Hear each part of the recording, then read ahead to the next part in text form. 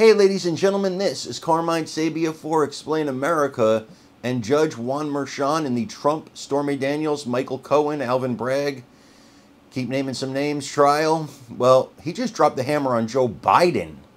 Before we get started, please make sure you like, comment, share, and subscribe. Those little things really help us out, and they help our channel continue to grow. Now, former President Donald Trump's political enemies have taken the fact that he's under a gag order to have open season on the president or the former president of the United States. They've taken shot after shot at him, believing that he cannot respond. But Judge Juan Merchan today, during hearing about Trump's other gag order violations, he said, because Joe Biden said at the dinner, the White House Correspondents' Dinner, couldn't think of it, that Trump's having some, quote, stormy weather, end quote. Well, that's a reference to the trial, and Trump's believing he can't hit back at that. And the judge said, no, absolutely, that's political speech.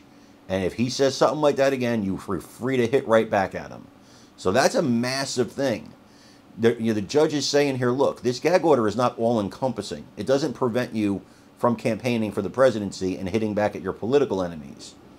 There's also a chance the judge may admonish Michael Cohen, who it appears is attempting to goad Trump into attacking him so that he can get Trump behind bars.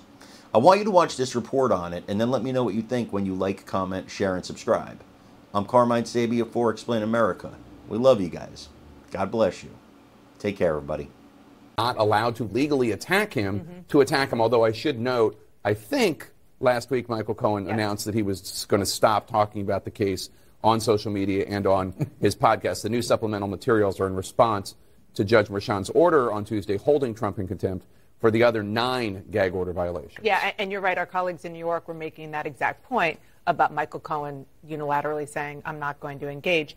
I just also want to go back as we look for new updates to what Blanche, Trump's attorney, said about Joe Biden. It was noteworthy that President Biden, really for the first time, he did it cloaked in humor because it was at the White House Correspondents' Dinner.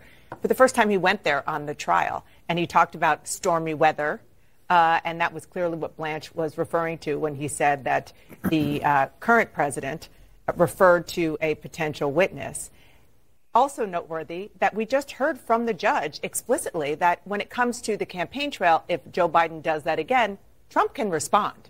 I mean, it maybe seems obvious, but when you have a former president and somebody who is on trial saying that he can't speak, and the judge explicitly saying you can, right, when it's on the campaign trail and when it's your political opponent, that's on the record now. Although we should note, David Urban, and we should note also that Todd Blanche, Trump's attorney, is arguing that Trump's comments on David Pecker, the tabloid magnate, sidestepped the question about his testimony and that Trump gave a very factual and neutral answer. This is one of the 4 alleged violations in which Trump said that Mr. Pecker was being nice and was being nice. Blanche says that Trump's comments about Pecker were not a warning or a commentary on what Pecker would say. The prosecution said that Trump saying that David Pecker was being nice was basically Trump along the lines of a mobster saying, it's a nice place you got here. It'd be a shame if anything happened to it. And it kind of like a veiled warning. And Mr. Blanche is saying that's preposterous. He was just saying he's nice. It was a neutral statement. Yeah, I mean, this is also, I mean, the play-by-play, the blow-by-blow is so very interesting.